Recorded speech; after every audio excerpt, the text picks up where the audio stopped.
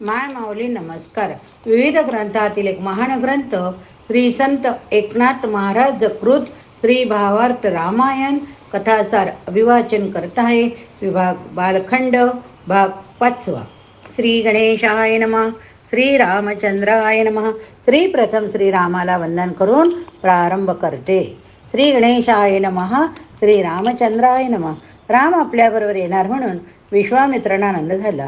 ते म्हणाले, राम लक्ष्मणा, आपण आता आमच्या आश्रमाकडे जाऊया. पण राम म्हणाला, मी काही प्रश्न विचारू इच्छितो. कृपया माझी जिज्ञासा आपण पूर्ण करावी अशी विनंती. श्रीराम म्हणाला, हा मानवी देह अत्यंत घृणास्पद आहे. तो नाश पावणारा, त्याचे कर्मही क्षय पावणारे आणि रक्त, श्लेष्मा, मल, मूत्र, स्वेद आधी निर्माण करणारा, जनुघाणीचे कोठारच, कृमीचे पेय, द्वंद्वाचे स्थान, दुःखाची खून, विकल्पाचे पूर्णमाप, अशा अहंकार, ममत्व, विकार, अविद्या, संकल्प, षड्विकार यांचे आगर आहे. आणि या देहापासून कोणीही खरा सुखी होत नाही. याची उत्पत्ती घाणीतून होते. देह भस्म झाला तरी इतरांनाही सुतक राहते. गर्भवासात तर जीवाला अपार दुःख होते. जन्म पावताना नंतरही स्वतःला आणि मातेला पण फार दुःख देऊनच हा देह वाटतो. बालपणी अज्ञानाने नाना अपघात, दुखणी, त्रिविध ताप यांनी मुलगा अत्यंत त्रस्त होतो. तारुण्यात शक्तीचा गर्व, काम, क्रोधाचा जोर, उन्मत्तपणा आणि मद, मत्सरादी मानसिक विकार यांनी हा जीव सर्व बऱ्या वाईट विषयात गुंततो. तारुण्यात मनुष्य एका कामवासनेमुळे स्त्रीचा दास बनतो. वृद्ध झाल्यावर अशक्तपणा आधी व्याधी, शरीराची किळसवाणी स्थिती आणि सर्वांकडून तिरस्कार, उपेक्षा, अपमान यांनी जगणे अत्यंत क्लेशकारक होते. स्त्री, पुत्र, नातवंडे यांच्यात माणसाचा जीव घोटाळत राहतो. मानकाळी सुद्धा जीव आणि देह यांची हरकत होताना विलक्षण तडफड होते. अशा प्रकारे देह हा दुःखाचाच मळा आहे आणि अहंकारामुळे सर्वथा संसारात दुःख होते. स्वर्ग सुखे जरी शास्त्र वचनाप्रमाणे मिळत असली तरी तीही संपणारीच असतात. तेव्हा या दुःखमय संसारातून सुटण्याचा उपाय मला सांगा. मी तुम्हाला ज्ञानी संतांना शरण आलो आहे. श्रीरामाचे देहदुःख निरूपण व मुमुक्षीचे आतुरतेने विचारलेले अनेक प्रश्न त्यावेळी विश्वामित्राने तर ऐकलेच, पण सूक्ष्म देहांनी अनेक सिद्ध तेथे आले. त्यांनी ते ऐकले. त्या सिद्धांचे दशरथाच्या सभेत दृश्य रूपात आगमन झाले. तेव्हा श्रीरामाने सूर, नर, ऋषी, सिद्ध या सर्वांचे आदराने पूजन केले. श्रीराम साधक म्हणून प्रश्न विचारित आहे व विश्वामित्र त्याला बोध देणार आहेत म्हणून सर्व श्रवणित कंठ झाले. श्री भावार्थ रामायणात बालकांड श्रीराम वैराग्य निरूपण नावाचा 9वा अध्याय समाप्त झाला. अध्याय 10. श्री गणेशाय नमः. श्री रामचंद्राय नमः. श्रीरामाने जे भाषण केले त्यात जे निवृत्तीपर विचार प्रगट केले त्यामुळे विश्वामित्रांना आनंद झाला. त्यांनी रामाच्या सूक्ष्मबुद्धीची प्रशंसा केली. रामाची व्यासपुत्र शुक यांच्याशी तुलना केली. ते म्हणाले, शुक जन्मापासूनच मुक्त होता, पण त्याचे मन विकल्पाने विचलित झाले.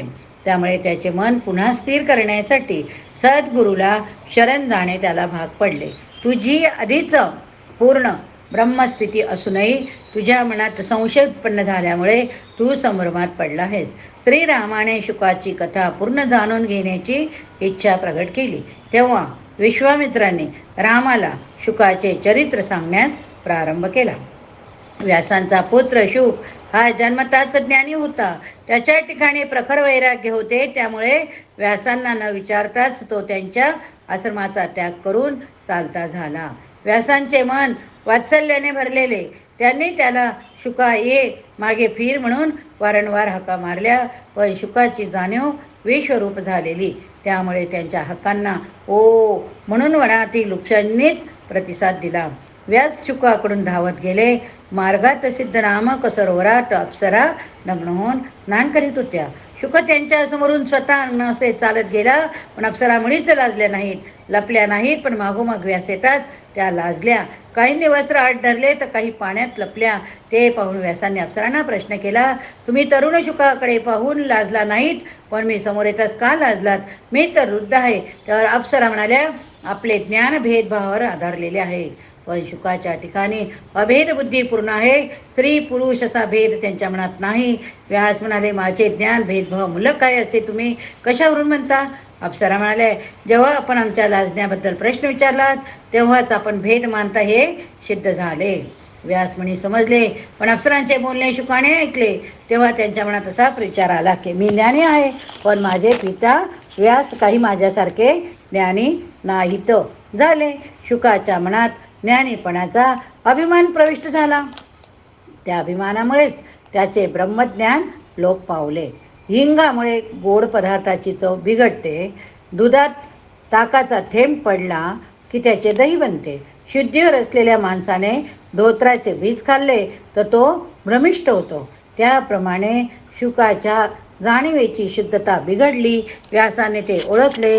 आधी ते शुकाला परत ये म्हणून बोलावत होते, त्याऐवजी ते त्याला म्हणाले, आता तुझ्या मनात मी ज्ञानी अशी जी अहंता युक्त जाणीव प्रबळ झाली तेच विकल्परूपी अज्ञानाचे लक्षण आहे.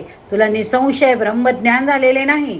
आता मी तुला परत बोलावत नाही, पण मी एवढेच सांगतो की असाच पुढे जा. पण आधी जनक राजाला भेट, तो ज्ञान विज्ञानाने परिपूर्ण आहे. व्यासांनी सुचवलेले त्याप्रमाणे शुक जनकाकडे जाण्यासाठी मेरुगिरीवरून उतरला. जनकाच्या नगरीजवळ पोहोचला त्यावेळी त्याच्या मनात आले, नगरात जाताना वस्त्रंगावर पाहिजे, नाहीतर लोक उपहास करतील. म्हणून त्याने वल्कलाचा उपयोग करून एक लंगोटी नेसली. राजाकडे रिकाम्या हाती कसे जावे या विचाराने त्याने थोडीशी भस्म हाती घेतले. देव द्विज गुरु राजांना भेटायला किंवा दर्शनासाठी रिक्त असते न जावे अशी नीती आहे. त्याने गळ्यात सूत धारण केले. नगराच्या प्रवेशद्वाराजवळ द्वारपालाने त्याला अडवले. आपण कोण? शुक म्हणाला, जनक राजाच्या भेटीसाठी मी व्यासपुत्र शुक आलो. द्वारपालाने शुकाला दाराशी थांबायला सांगितले. राजाकडे जाऊन शुकाचे वाक्य त्याने यथातथ्यपणे राजाला सांगितले. जनक राजाने ओळखले की शुकाला ज्ञानाचा गर्व शुक आला आहे असे ऐकताच माझे थोरपण लक्षात येऊन राजा मला सन्मानाने आत बोलावील अशी शुकाची अभिमानी भूमिका झाली. तेव्हा त्याला संग सोड सुखी हो असा प्रतिसंदेश पाठवला. काय प्रतिसंदेश पाठवला? संग सोड सुखी हो, संग वेत्या सुखी भव, संग वेत्या सुखी भव. तो निरोप ऐकून शुकाने आपल्या हातातील भस्म टाकून दिले. लंगोटी सूत्र काढून टाकले. राजाला निरोप पाठवला की निसंग आहे तेव्हा राजाने माझ्या भेटीसाठी यावे. झाले. तसाच निरोप द्वारपालाने राजाला सांगितला. तरी राजाने पुन्हा संदेश पाठवला. संगत्यागाने सुखप्राप्ती होते. काय संदेश पाठवला? संगत्यागाने सुखप्राप्ती होते. हा दुसरा संदेश ऐकल्यावर आपण अजून कशा कशाचा संग करतो त्याचाच विचार शुक करू लागला. राजाने कोणत्या अर्थाने संगत्याग हा शब्द उपयोगात आणला असावा याचा तर्क करताना त्याला वाटले, मी मला शुक म्हणून म्हणतो, मग पण हे नाम तर देहाचे आहे. मी खरा खुरा देह तर नाहीच. त्याचा संबंध माझ्याशी ममत्वाने आला. मी देहाचा संग टाकतो. मी देह नाही, शुक नाही, पंचभूतांचे नशिवंत शरीर म्हणजे मी नाही. मी पृथ्वी, जल, अग्नी, वायू, आकाश यातील काहीच नाही. मी अहम नाही. मी स अहम म्हणायचे तरी ते शब्द माईक. तो मी आहे.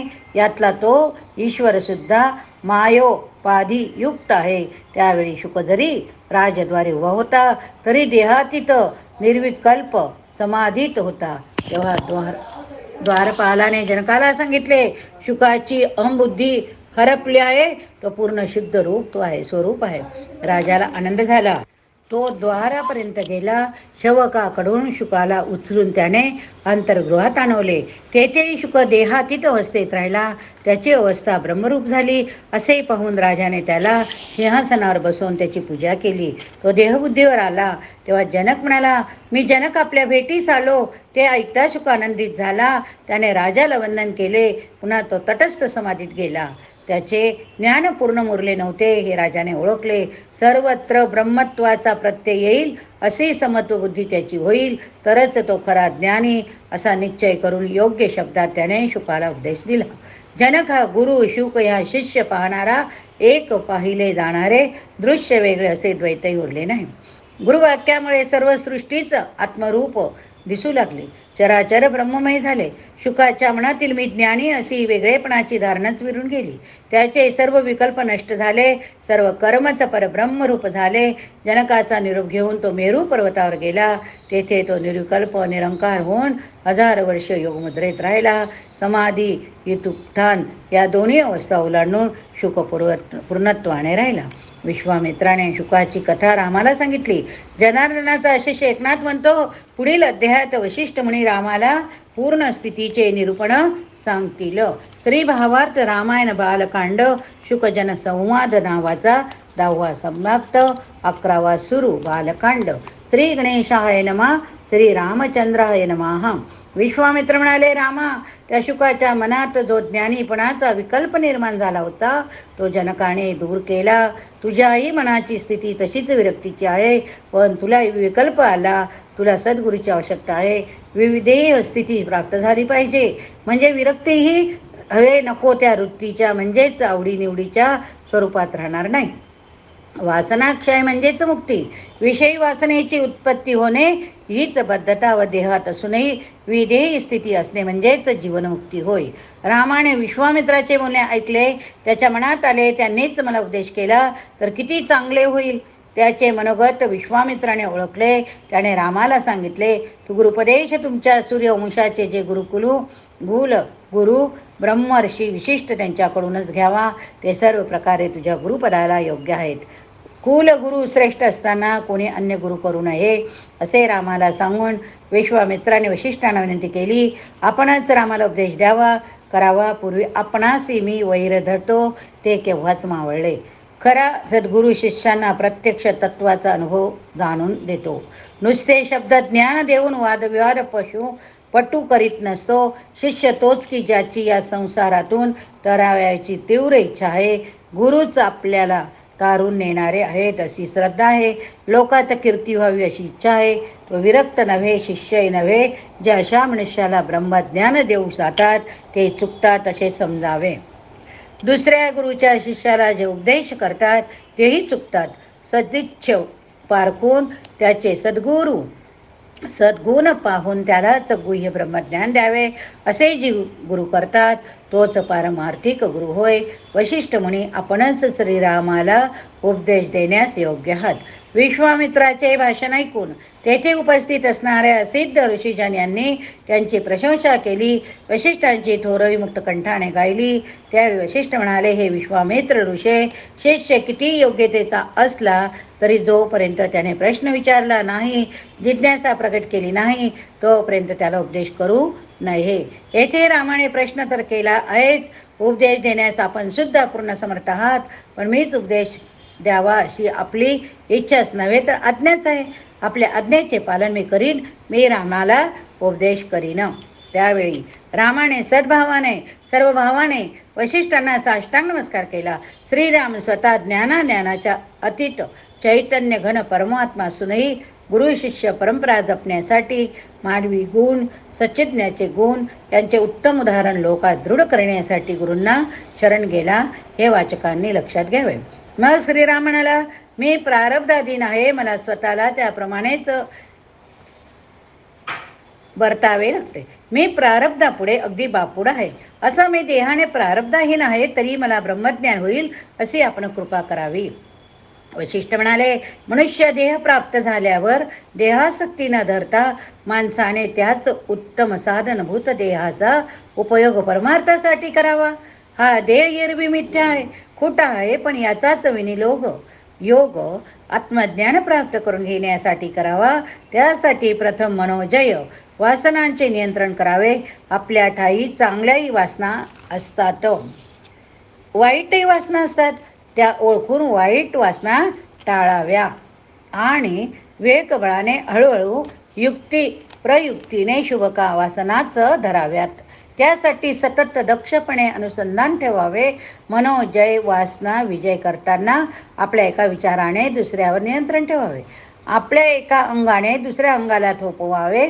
मनाला सावध करावे. मनानेच मनाला लीन करावे. मनानेच मनाला अनुसंधान लावावे.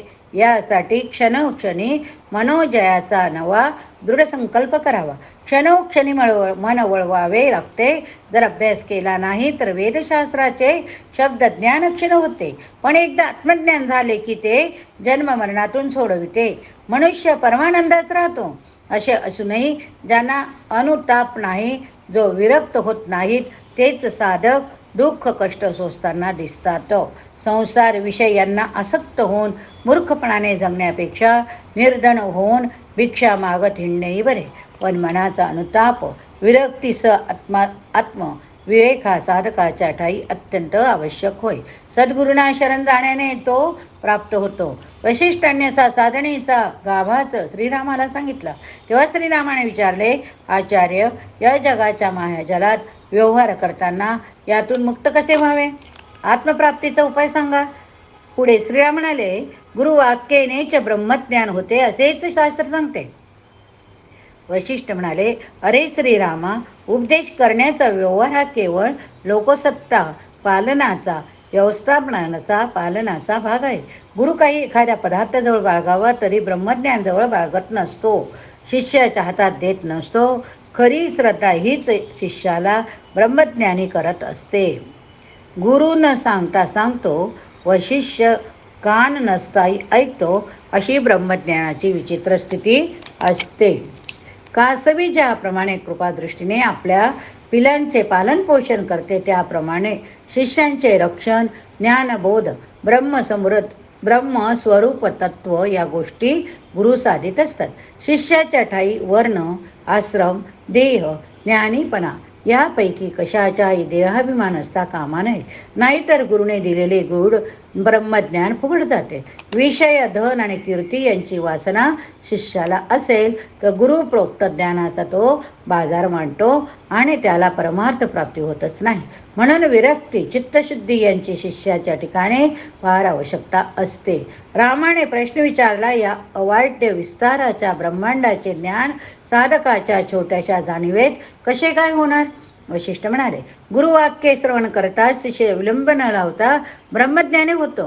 सूक्ष्म दृष्टीने सावधानपणे पाहताच अनंत कोटी ब्रह्मांडाचा विस्तार विलयास जातो. शून्याचे शून्यपण जाते. देहाला धरून राहणारी जाणीव देहभावना सुटली की परमानंदमय होते.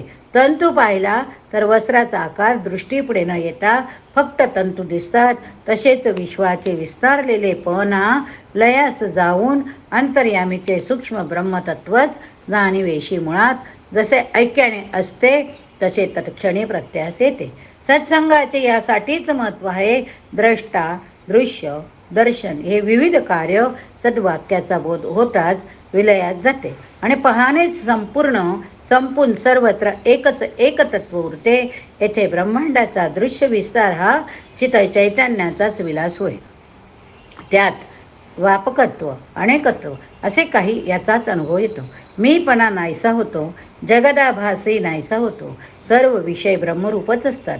हे सत्य उमसते.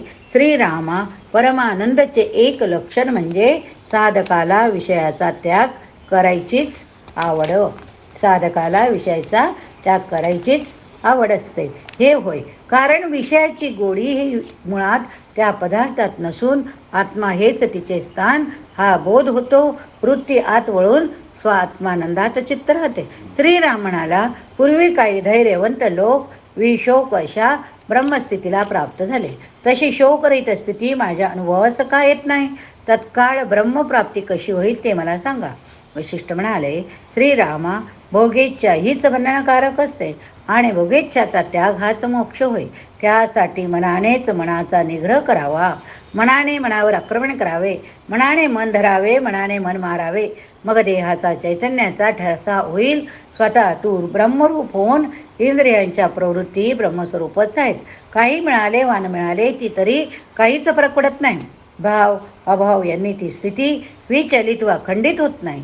तेथे विकारांची उत्पत्तीच होत नाही. मी म्हणून ज्या वस्तूला आपण मानतो ते ब्रह्मरूपच असून देह इंद्रियांचे कडून होणारे कर्मही ब्रह्मरूपच असतात. ज्याला हे कळते तो ब्रह्मरूपच असतो. यासाठी सर्व व्यवहार चालू असता अखंड सावधान असणे हीच योगयुक्ती होय.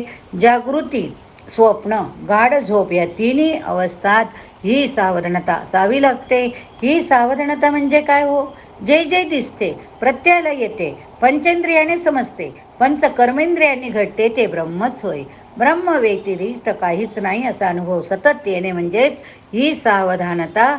ही प्रथम प्रयत्न आणि नंतर सहज असते. जे सर्वाभूती भगवंत आहे म्हणून वागतात ते स्वयंच ब्रह्म असतात. मी तू उपासना लोक ईश्वरभाव म्हणजे मी सामर्थ्यवान आहे असे भान आणि सर्व जग असे सर्व वेगळेपणाने उच्च नीच भावाने मायेने मापाने इष्ट निष्ठ भावनेने बघणे हा सर्व भ्रमच होय. मी अज्ञ आहे, मी वेगळा आहे, मी उपासना करतो, देव वेगळा तू वेगळा, उपासना करून मग मी मुक्त होणार असे द्वंद्व मानणे हाच मोठा भ्रम होय. श्रीरामा, तू परमात्मा परब्रह्म सर्वव्यापी, आकाशसुद्धा तुझ्या स्वरूपात कोठेतरी एक कोणात लपले. ते तुझे रूप सूक्ष्माहून सूक्ष्म, व्यापाहून व्यापक. अरे जग वेगणे दिसणे हा भ्रम, मायेची सत्ता असे मानणे हा भ्रम. या तुझ्या अव्यय अखंड रूपात जीव शिव हे दोन्ही विलयास गेलेले आहेत. त्या तुझ्या रूपालाच सद्वस्त म्हणतात. त्या सद्वस्तूला माता नाही, पिता नाही, जन्म नाही, मरण नाही. या ठिकाणी तुझे सारे कर्मच ब्रह्ममय जाणून घे. तूच आत्माराम परब्रह्म चितस्वरूप आनंदरूप सत्यत्वाने सर्वत्र सर्व काळी अखंड आहे. वशिष्ठांचे बोलणे ऐकता ऐकता श्रीराम स्वय स्वानंद घन ब्रह्मस्थितीत गेला. प्रथम त्याचे अष्ट सात्विक भाव जागृत झाले. मग त्याचे मी पण तू पण देहभान आधी लयच केले. तो स्वरूपासी मग्न झाला. श्रीरामाची अशी अवस्था पाहून विश्वामित्रांना काळजी पडली की ज्या कार्यासाठी श्री विष्णूचे अवतार धारण केले ते कार्य आता कसे होणार. श्रीराम देहभानावर असणे फार आवश्यक. म्हणून त्यांनी वशिष्ठांना विनंती केली, आपण क्षणार्धात श्रीरामाला समाधी अवस्थेत नेले. आपण सत्य अर्थाने सद्गुरू आहात. पण जे आधी रामचरित्र वाल्मिकी ऋषींनी वर्णन करून ठेवले ते अवतार कार्य कसे होणार. तस्मात श्रीरामाला पुनश्च देवानावर आणावे, सूरकार्य त्यांच्या हातून घडावे यासाठी त्याला प्रवृत्त करावे. श्रीरामाचे चरित्र जे वाचतील ऐकतील ते परमानंद पावतील एवढे ते पवित्र आहे. पण ते तसे घडले पाहिजे. विश्वामित्राने अशी विनंती केली तेव्हा वशिष्ठांनी रामाला पुन्हा उपदेश करून देवभानावर आणले.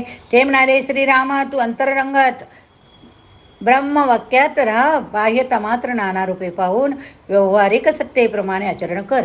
अंतःकरणात शुद्ध बुद्ध असून बाह्यता जड देहाच्या मर्यादेत कार्य कर. आतून सर्वत्र आसक्त राहा पण बाह्यता सर्वांची संपर्कात राहा. हे राघवा, अशा प्रकारे या लोकाचराप्रमाणे वागून राहा. समाधीचे विसर्जन कर. ते असे बोलले तरी रामाची समाधी उतरेना. तेव्हा वशिष्ठांनी स्वतः सूक्ष्म रूपाने त्यांच्या सूक्ष्मना नाडीत प्रवेश केला. त्याला योग मार्गाचाच अवलंब करून पुन्हा देवानावर आणले. तेव्हा उपस्थित असणाऱ्या सर्व ऋषी आधी साधू जनास आनंद झाला. त्यांनी रामाचा जय असो, रामाचा जय असो, रामाचा जय असो म्हणून जयघोष केला. सावध झाल्यावर श्रीरामाने वशिष्ठांना वंदन केले. म्हटले, मी पूर्ण ब्रह्मच आहे. अमुक एक करावे किंवा न करावे हे मला बंधनकारक नाही. पण हे गुरुवर्य, मी आपल्या आज्ञेनुसार सर्व कर्म करीन. सर्वांनी हे श्रवण करावे की आत्मज्ञानापेक्षा श्रेष्ठ काही नाही. पण गुरुची आज्ञा पालन करावी हे त्याहूनही श्रेष्ठ आहे. आत्मज्ञानी असण्याचे हे लक्षणच आहे की असा मनुष्य गुरुभक्त असतो, गुरुकार्य म्हणून सर्व कार्य करतो. हे सद्गुरू, आपली आज्ञा मला सर्वथा शिरसामान्य आहे. एकनाथ महाराज म्हणतात, वाल्मिकीचे असे वचन आहे की वशिष्ठ, विश्वामित्र, श्रीराम यांचा हा संवाद, वशिष्ठांनी केलेला उपदेश याचे श्रवण करील तो मुक्ती मार्गाने प्रगती करील ते हे निसंशय आहे. श्री भावार्थ रामायण बालकांड श्री वशिष्ठ राम संवाद नावाचा 11वा अध्याय समाप्त झाला. आता पुढच्या भागात आपण 12वा अध्याय बघूया. बोला प्रभु रामचंद्र की जय. चरितं रघुनाथस्य शतकोटी प्रविस्तरम् एकैकमक्षरं पुंसां महापातकनाशनम्.